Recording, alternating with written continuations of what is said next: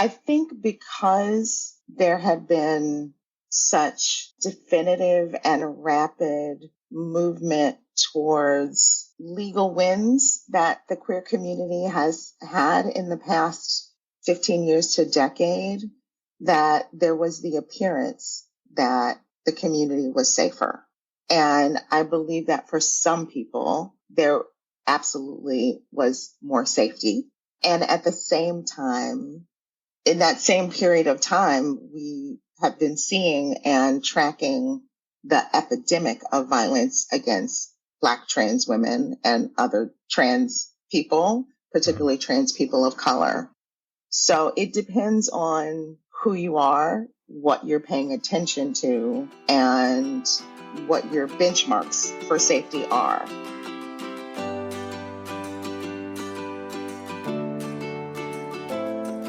Welcome to Deep Dive with me, Sean C. Fettig. 2022 marked the fourth year in a row that hate crimes, offenses against a person or property motivated by bias, had increased in the United States. According to the FBI's annual hate crime report, most of these crimes have targeted Black folks, Jewish folks, sexual minorities, and Latinos. According to the Human Rights Campaign, 42% of queer youth say the community in which they live is not accepting of queer people. And this might be the reason why 73% of queer youth say they are more honest about themselves online than they are in the real world. And according to New York City Anti-Violence Project's 2017 report, anti-LGBT homicides grew each year from 2013 through 2017. And in fact, the number spiked, almost doubling from 2016 to 2017 in 1 year alone. Today, I'm talking to Beverly Tillery. She's the executive director of the Anti-Violence Project. We talk about violence against the queer community, intimate partner violence, the influence that political rhetoric and hate speech has on incidents of violence committed against the queer community and queer people, and how you can help, both in your own communities, but also specifically with the Anti-Violence Project. If you like this episode or any episode, please give it a like on your favorite podcast platform and or subscribe to the podcast on YouTube. And as always, if you have any thoughts, questions, or comments, please feel free to email me at deepdivewithsean@gmail.com. Let's do a deep dive.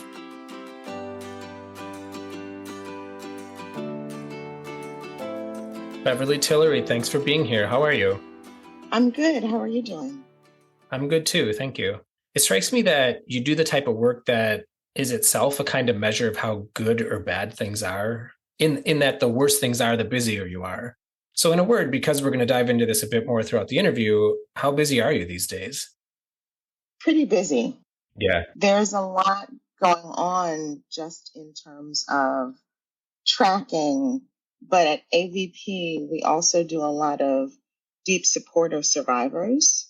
And over the last few years, it's been very intense and difficult for our community. So there's been a great need. We turn people away on a daily basis. And we always know that we can never meet all of the needs of the community, but it's certainly evident right now. When you say AVP, you're talking about the Anti-Violence Project. That's right. Before we get into some specifics, tell me about AVP, your origins, what you do, why you do it. Yeah. AVP was started in 1980 as a response to a number of incidents of hate violence that were happening in Chelsea, which is a gay area in New York City, gayborhood. Mm-hmm. And at that time, a lot of particularly gay men were experiencing a lot of hate violence, and no one was paying attention to it. They would go to the police, they would be turned away by the police, sometimes mocked, not taken seriously. No one was really doing anything to pay attention to what was happening, to curb the violence, to address the violence. And so members of the community came together in a time of need and really started the organization on the foundation of providing services for survivors of violence and having those services being provided by people in the community, for people in the community. And secondly, advocating for what survivors in the community need both to respond to violence and also prevent violence. And to this day, those are the two things that we do. We do it in different ways. We've become more professional, but it's really still the core of what we do. We have a 24-hour hotline in English and Spanish that people can call at any time if they've experienced or witnessed violence, if they need support, if they need immediate counseling or crisis intervention. And then we can offer people short-term and medium-term counseling services, as well as we have support groups for survivors of violence. We provide free legal services to survivors of violence. And then we have an organizing department that does advocacy, making sure that other people and institutions that are supposed to be providing the services that survivors, LGBTQ survivors, need are doing it in an affirming and culturally competent way. And also that we're moving forward policies and programs that will help us prevent violence in the long run. You said that you're more professionalized now than you were at the outset. And to a large degree, I think that might be interpreted to mean that you, AVP, as an organization, is maybe more structured, more formalized, and thus professional. But I'm wondering if maybe you also mean it to include the idea that in 1980, governments and nonprofits weren't always organized or designed or cared to assist with LGBTQ issues, and in many ways were part of the problem. So is it fair to say that today this is different, that there are more allies in government and nonprofits and more institutionalized and formalized programs available through these entities, or is this still an issue? I would say both are true. Yes, there are more. There are definitely more allies, and there are more people that we can partner with individually. There's more institutionalized within the government, more programs and offices that we can work with, and we have relationships with that we've built over a long period of time. Mm-hmm. And a lot of the institutional issues still persist, unfortunately. So we have to constantly be vigilant and make sure that the voices and needs of LGBTQ survivors are at the forefront of people's minds when they're thinking about violence prevention. So for instance, I'll just give you one example. AVP was one of the first organizations, really back in the very beginning of the organization, that identified and named intimate partner violence as an issue in our community that needed to be addressed. When people who started the organization started the hotline, they were really thinking about hate violence, but almost immediately people started calling about intimate partner violence issues that they were having. And they immediately responded and said, yes, we have to take this seriously as well. We have to name it. We can't be ashamed to, air our dirty laundry, so to speak. And we need service providers to pay attention to this. One example is historically people would say a lot of times if they called the police and there was an intimate partner violence issue between a same-sex couple, the police would often arrest both parties because they didn't understand how to determine who was the person who was causing harm and who was the person who was the survivor. Mm-hmm. And what I will say is we've done a lot of education on that issue, and that still can be an issue today. And we've done lots of work on making sure that there are laws and systems in place so that LGBTQ survivors of intimate partner violence can have access to shelters. But still to this day, many shelters that were designed as women's shelters do not welcome LGBTQ folks. They don't welcome gay men and they don't welcome trans women because they haven't really made that shift. Even though the laws are in place, they feel like those spaces are safe spaces for women clients only. Mm-hmm. We're still up against, the same misinformation, lack of information about LGBTQ survivors. And it persists, I think, in all kinds of violence, not to mention the fact that at the organization's origins is also dealing with police violence, which hasn't gone away either. Over the past handful of decades, the relationship that marginalized communities, and here we're talking about the queer community with all of our intersectionalities, has evolved away from being one of mistrust and apprehension and fear. But given the environment we're living in today, in which the queer community is being legislated against, experiencing a rise in legislation outlawing things that have been legal, drag shows, gender expression, etc., I'm wondering if you're seeing or hearing anything about how this is landing with the queer community and its relationship to police and policing. Yeah. Well, we, for about 20 years, we used to do an annual survey along with other partners of ours across the country through an organization called the National Coalition of Anti-Violence Programs that we coordinate. And this coalition is about 40 organizations, all service providers that do similar work to the work that we do, specifically anti-violence work in the queer community. And we did studies on hate violence and intimate partner violence annually. And we asked people in those studies, were they reporting to the police? And regularly, pretty consistently, about little less than 50% of people would say that they went to the police. I think this has remained consistent, that there is both on the part of some people in our community, the desire to have police be responsive to our needs because they are supposed to be doing that.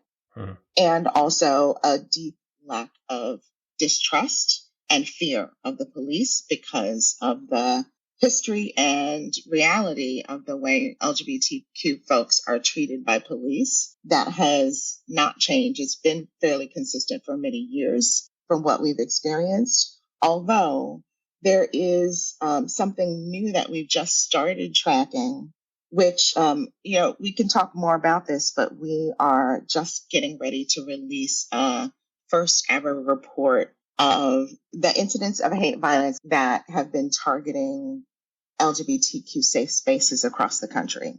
Mm-hmm.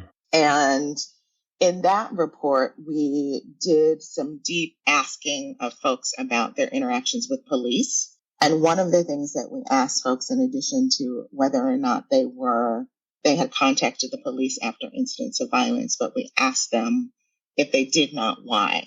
Mm-hmm. And almost 17% of the groups that said they did not contact the police named that the reason that they didn't contact the police was that they see the police as aligned with white supremacist or white nationalist groups in their community. So that is a new thing. It's not a new reality, but it's a new thing that we've been able to start to document. So I want to admit that this is probably naivete on my part. And I also want to recognize that I'm probably quite influenced by a certain amount of privilege, given the fact that I'm a white, cis, gay man. So what I'm about to say is through that lens. It seemed to me that just a few years ago, public opinion related to gay and queer and LGBTQ issues was only increasing. And it felt like maybe we'd turned a corner on violence against the queer community. And by that, I mean, perhaps we wouldn't be looking at spikes in violence in the same way that we have in the past and that we're experiencing now. But again, I might have just been blinded by my own privilege. So given that, I'm wondering if you think my perception is largely accurate. And also, what do you think are the main drivers or motivators of the violence now? Oh, you asked a mouthful there. I will say that I think because there had been such definitive and rapid movement towards legal wins that the queer community has had in the past 15 years to a decade, that there was the appearance that the community was safer. And I believe that for some people, there absolutely was more safety. And at the same time, in that same period of time, we have been seeing and tracking the epidemic of violence against Black trans women and other trans people, particularly trans people of color. So it depends on who you are, what you're paying attention to, and what your benchmarks for safety are. If you ask certainly anybody probably in the trans community in the last 10 years, do they feel safe? People would tell you that they experience a lot of fear just being out in public because the level of hate violence that they experience on a on a daily basis has been escalating and escalating for quite some time. And people have been naming that. We've been calling it a crisis. We've been calling it an emergency. There's been a beginning of acknowledgement of it. There's been the counting of the numbers of homicides of trans folks, but there hasn't been exactly a response that has led to prevention or actual changes in the realities of the lives of trans folks. In the same way that I think that we've seen a change in the reality of, as you say, more privileged members of the LGBTQ community. I think similarly, if you look at stats around queer youth and suicides, those numbers have been increasing over the years. If you look at the realities of queer Black people, people are experiencing a lot of different kinds of violence and a lot of hardships and obstacles and oppression in our society.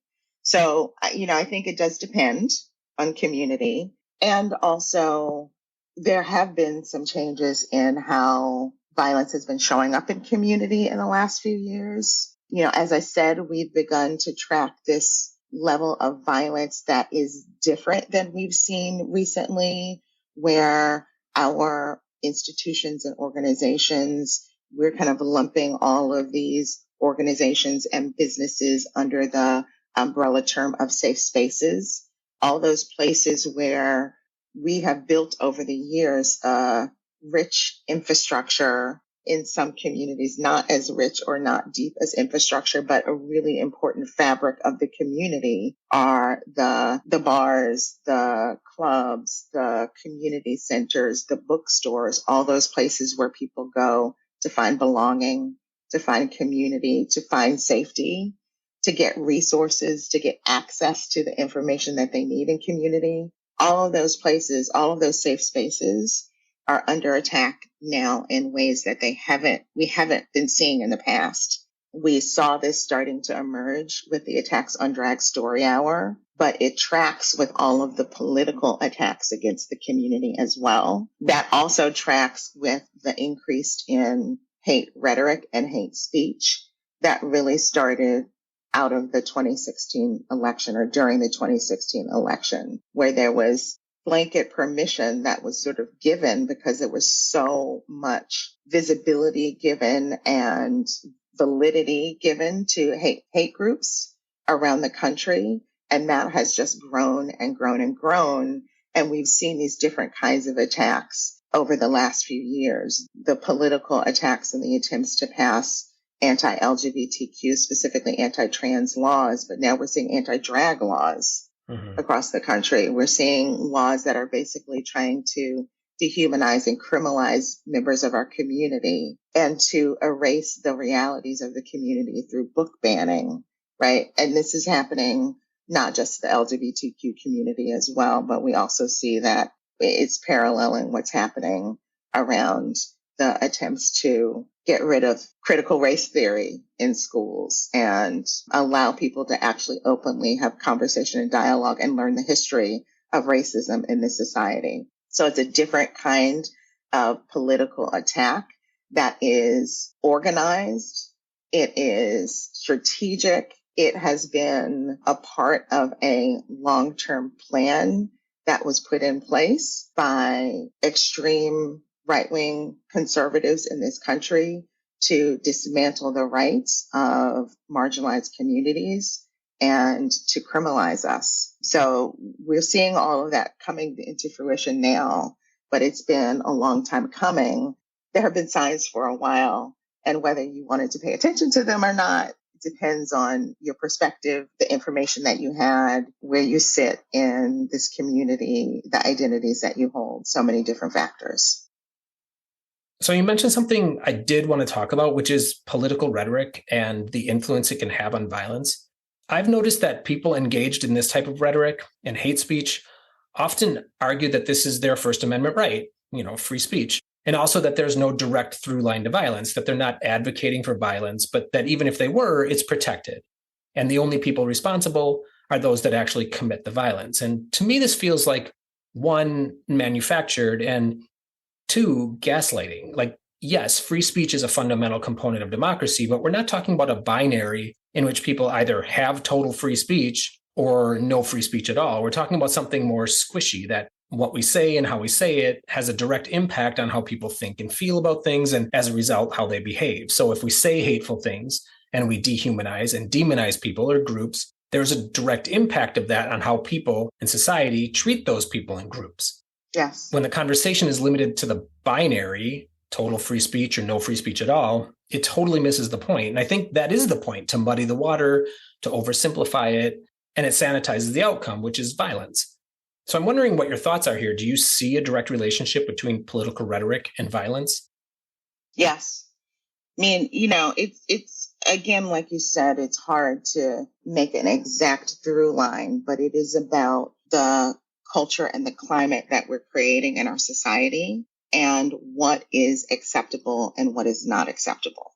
And there was a period not too long ago where admitting that you were a member of the Klan is not acceptable. Mm-hmm. And now it is more accepted. That is just the reality, is that people are not afraid to visibly say they are affiliated with these groups. The idea that we're having this conversation about free speech, but again, all of these things are really political, because policymakers are making decisions every day about what they will enforce and what they will not enforce, what is illegal and what's legal, right? This is not a written in the sky, everybody has the same, or, the same rules apply all across the board. For instance, it's really interesting that we've been seeing attempts at cracking down and limiting the ability of peaceful protesters to protest and march. And then subsequently, at the same time, those same people will make an argument for freedom of speech for Klan members. So all of this, we're always making decisions about how things get enforced, who gets treated the way they get treated. That's why we look at bias and oppression in our society. And that's why it's so important, when we are trying to make sure that those who are most marginalized are treated fairly. It's looking at ways that our system is building in the biases against those members of our community. Yes, free speech is very important, and we have to look at how we're applying and talking about who has the right to free speech and where we're denying or trying to limit the free speech of people. Mm-hmm. And a lot of times that is political, and it is not equal in our society. And like you said, the idea of the ways that particularly public figures and leaders in our society, the people who we look to, who we should be able to look to and look up to, set the tone for what is acceptable, what becomes acceptable in our society, can really make a difference, positive or negatively, in how other people then act and respond, and what we kind of allow, what's okay and what's not okay. And unfortunately, we are experiencing a time right now where, racist, transphobic, homophobic rhetoric, hate rhetoric, and hate speech has become more normalized and more accepted than it has in a very, very long time in our society. And at AVP, we have a very broad definition of hate violence. And one of the things that we acknowledge is there are a lot of ways that people experience violence in our society that may not necessarily be a crime, but it is still inflicting harm on individuals and communities in our society. And you can experience hate violence that is not just physical violence. We have to name that as well, and acknowledge when people are weaponizing language to harm communities and individuals. how can perhaps people listening, support the work that you're doing and also Anti-Violence Project? This is a time in our society where we actually need everyone to be paying attention to what is happening and the way that violence is intensifying and increasing in and against the queer community, but also targeting other communities as well. And one of the things that we have been really trying to do at AVP is build alliances and networks with other marginalized communities who are also experiencing increase and uptick in hate violence. We are seeing this in so many communities. So one thing that people can do is to join together with others in their communities that are working to address and prevent hate violence. We have a coalition in New York City called NYC Against Hate that we started with other organizations that are really working to build community-based and community-led solutions for violence. That's one thing that people can do. We are encouraging people to name and acknowledge hate violence when they see it in their communities, particularly in relationship to the violence that we're experiencing at safe spaces in the queer community. Folks are being asked to come out to defend those spaces. And at AVP, we have been providing training and support to groups like Drag Story Hour to help them think about how to build safety into their planning for events, acknowledging that these attacks and protests are becoming more frequent. They're becoming more intensified. Protesters are coming out who are armed more frequently. And we need community members to stand up and say, we're not going to go back in the closet. We're not going to stop having our events. We're going to come together. We're going to continue to be vocal and visible in our communities because it is our right, and also because our community needs us to be there. And we need community members and allies wherever you can, if possible, to be a part of those efforts. Reach out to groups like Drag Story Hour, your community centers, and other places in your community and ask them how you can be helpful. And we are providing trainings to groups and individuals that want to be a part of this effort. You can go to AVP's website, which is avp.org, and sign up for an upstander training where you can learn how to safely intervene if you experience or witness hate violence in your community.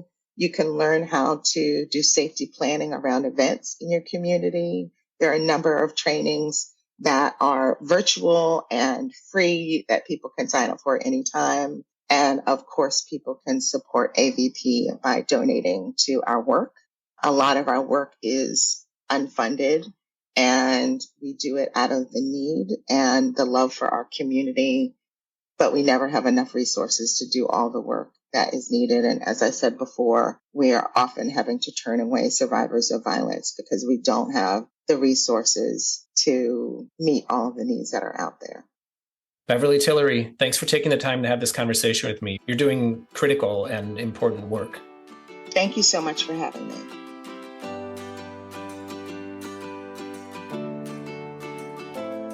I've been in a lot of spaces over the past few years in which some version of the same question is debated.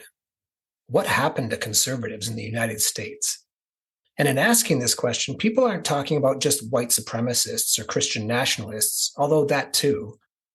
Instead, they're trying to understand the average run-of-the-mill conservative that seems to have just acquiesced to the worst prejudices that come with the white supremacists and the Christian nationalists. And in some cases, a lot of cases, they transform themselves into these things, going from passive supporters of the Republican Party to full-throated chaos agents. And it doesn't seem to make sense. I think a lot of things are happening here that have dovetailed at about the same time. Some recipe that has allowed fringe, extreme conservatives to run a coup successfully against the Republican Party. Here are some of my thoughts. First, Republicans, at least since the era of civil rights, have had hateful, spiteful, divisive policy preferences, especially when it comes to issues related to identity. Their policies, in some way, have been in opposition to equity issues related to women, queer folks, people with disabilities, people of color, even children. And they've always made some straw man argument about their reasoning, that their preferences are not driven by animus, but rather fiscal responsibility or adherence to constitutional principles like free speech and free religion, or individual liberty, limited government intervention, etc. And that always rang hollow, especially when virulent anti-Semites and white supremacists, racists, homophobes, xenophobes, nationalists have spoken up in hatred and in support of these Republican policies. For decades, the Republican Party distanced itself from these groups, arguing that they are lone wolves that don't represent the party and its policies. Which brings me to white supremacists and Christian nationalists. These people, these groups, have always been part of the American social fabric, trading on chaos, anarchy, and violence, terrorizing outgroups and communities. At least since the civil rights era, these groups have been shunned by the political establishment of all stripes. Even when the Republican Party catered to some of their worst tendencies and behaviors, they kept a distance. For the most part, these domestic terrorist groups were largely relegated to the sidelines, to the fringes, not given much oxygen or relevance. But they've always been there, and they've always largely aligned themselves with the Republican Party. As long as the Republican Party writ large and these domestic terrorist organizations were separate, perhaps sometimes disparate, they didn't appear to pose too much of a threat to the country. There was no cohesion. They did damage, yes, but no institutional heft was given to confronting it as an institutional, and by this I mean small d democratic, problem. The glue that binds here is organized religion. In the United States, we're talking about primarily Christianity. In the 1970s, and especially following Roe v. Wade and the rise of a cohesive gay rights movement, the Republican Party, largely a party in exile at the national level at that time, made an unholy alliance with organized religion. And as time passed, and probably as a result, organized religion started to change. It became less focused on issues related to poverty, suffering, and the virtue of kindness, and much more focused on its own victimization as religious entities under attack by an intrusive progressive government, and also more focused on vilifying the roles of women and gay folks in society as a threat to their free religious expression and in violation of Christian values. This new Christian order primed conservative Americans to hate, absolutely hate, progressives, progressive ideals, outgroups, and Democrats. To me, having grown up in a religious household in the 80s, the shift felt very visceral. I was living through it in real time. In a way, it felt like organized religion moved away from emphasizing the teachings of Jesus in the New Testament and toward the almost dystopian vision of life in the Old Testament. In this world, God is a dictator. God, as portrayed in the Bible, especially the Old Testament, is a dictator that makes demands and then kills or condones the killing of people that don't obey. Highly religious people, churchgoers, are socialized into this environment, this type of governing structure, these authoritarian values.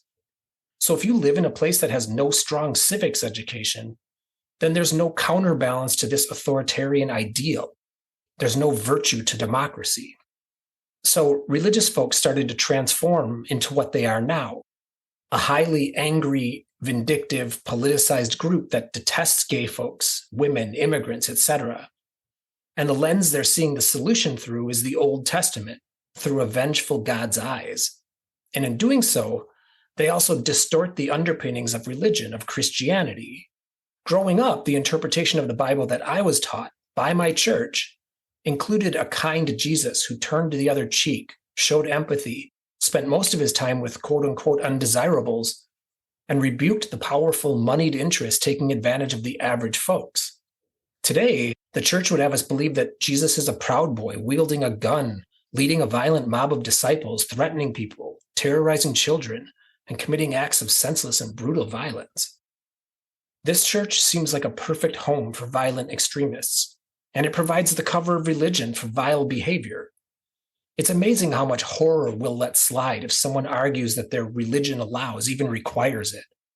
In a way, organized religion was and is creating white supremacists and Christian nationalists. So there's been a convergence of these communities, Republicans, Christians, and fringe extremists.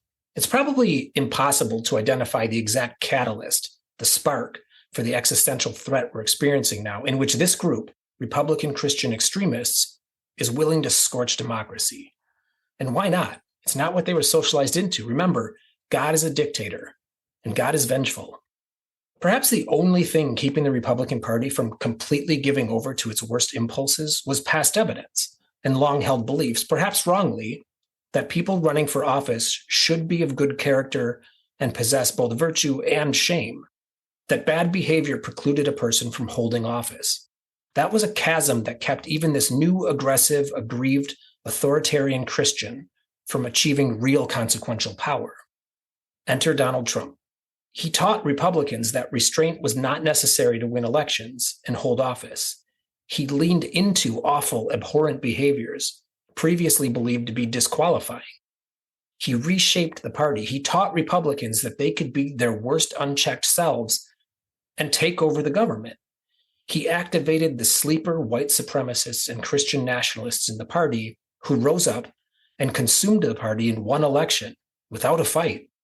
For years, people have thought that Trump is an anomaly that will eventually go away, and when he does, our politics will normalize. But in fact, my worst fears have come true. Even when Trump is gone, this is the new Republican Party. The party isn't waiting Trump out. The party is now the mirror of him. And that Jesus you grew up with that lifted up the poor and the meek is now partnering with white supremacists and nationalists to scorch our democracy. To those Republicans offended by this, take your party back. To Christians offended by this, take your religion back. To white supremacists offended by this, good. The sooner we recognize how our country, our politics, our democracy have been perverted, the sooner we can strategize ways to rebuild it. All right, check back soon for another episode of Deep Dive. Chat soon, folks.